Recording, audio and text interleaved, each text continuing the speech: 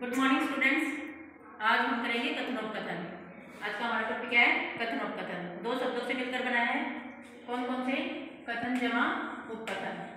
कौन कौन से? कथन जमा उपकथन मिलकर बना कथनोपकथन। कथनोपकथन हम सब यही सीख चुके हैं।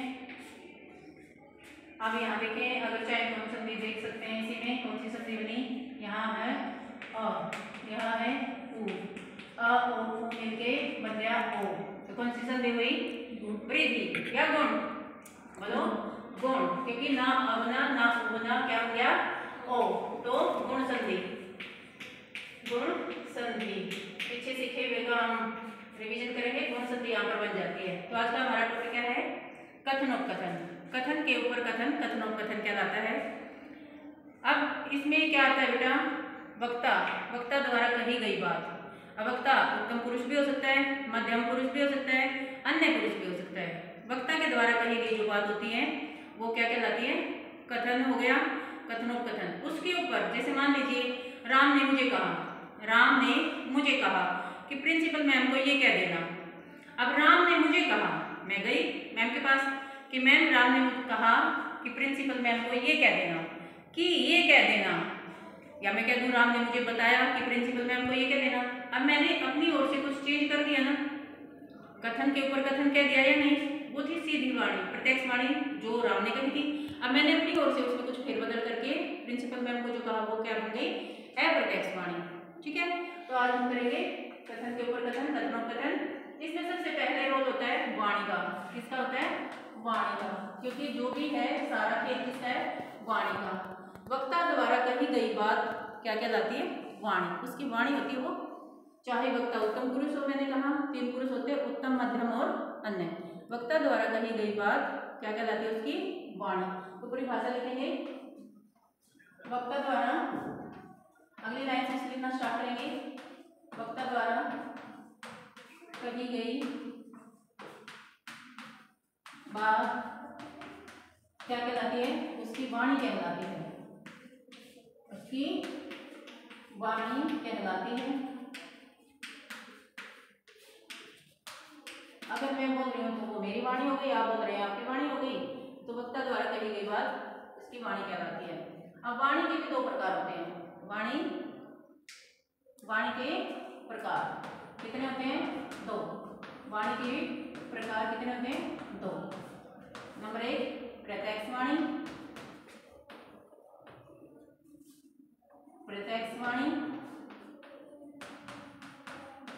और नंबर 2 अप्रत्यक्ष वाणी, अप्रत्यक्ष वाणी। क्या कहा हमने? वक्ता द्वारा कही गई बात वाणी कहलाती है। वाणी के 2 प्रकार होते हैं, प्रत्यक्ष और अप्रत्यक्ष वाणी। सबसे पहले करेंगे हम प्रत्यक्ष वाणी। प्रत्यक्ष वाणी क्या है? प्रत्यक्ष वाणी इंग्लिश में आप कहते हो डायरेक्ट स्पीच। इंग्लिश से भी आप जोड़ सकते हैं ये डायरेक्ट स्पीच। डायरेक्ट मतलब सीधी, जो उसने बात कही है, वक्ता है जो उसने बात कही है एज इट इज बात। तो वक्ता द्वारा कही गई ज्यों की त्यों बात। वक्ता द्वारा की बात लिखेंगे, वक्ता द्वारा प्रस्तुत की गई ज्यों की त्यों बात, या वक्ता द्वारा कही गई ज्यों की त्यों बात, कही गई ज्यों की त्यों बात।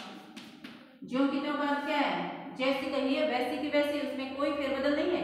ज्यों की त्यों बात क्या कहलाती है? प्रत्यक्ष वाणी कहलाती है।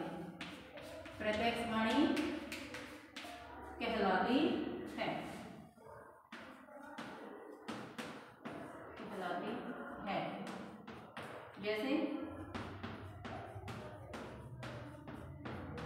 राम ने मोहन से कहा,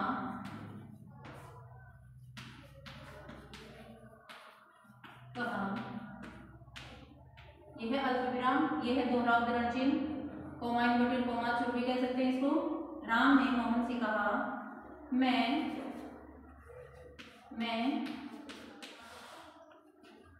कल